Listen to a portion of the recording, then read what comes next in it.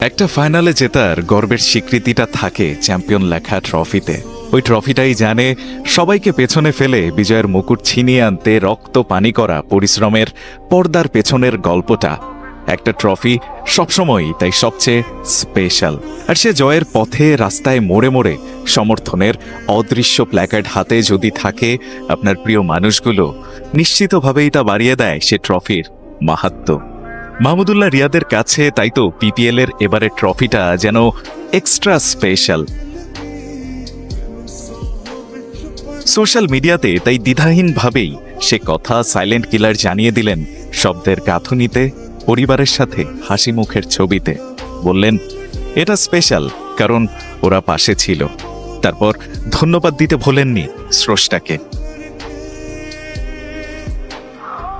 বিপিএলে ফরচুন বরিশালের এবারের ট্রফিটা জয়ের পেছনে রিয়াদের আছে বড় অবদান। ৮ ইনিংস ব্যাট করে ৩৫-এর কাছাকাছি গড়ে ১৪৩ স্ট্রাইক রেটে করেছেন ২০৬ রান। দলকে বেশ কবার টেনে তুলেছেন খাদ থেকে।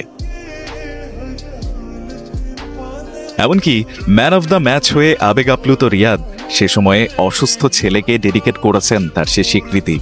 যেন বুঝিয়ে দিয়েছেন ২২ গজে তিনি ক্রাইসিস ম্যান হলেও তার বাইরে আগাগোড়াই ফ্যামিলি ম্যান তিনি।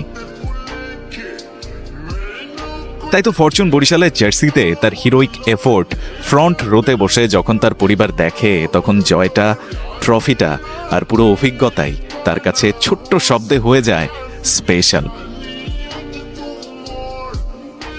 আর কদিন বাদেই চ্যাম্পিয়ন্স ট্রফি।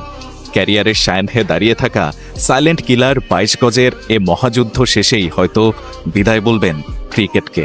তবে তার আগে পরিবারকে পাশে নিয়ে স্পেশাল এই ট্রফিটা হয়তো তাকে বাড়তি অনুপ্রেরণা যোগাবে।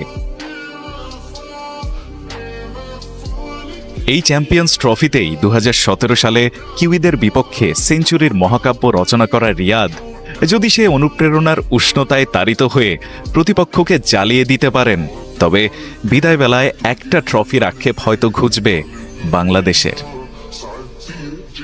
ডিয়ার সাইলেন্ট কিলার, পুরো বাংলাদেশটাও তো আপনার একটা পরিবার। হবে নাকি একটা মাহমুদুল্লাহ রিয়াদ স্পেশাল?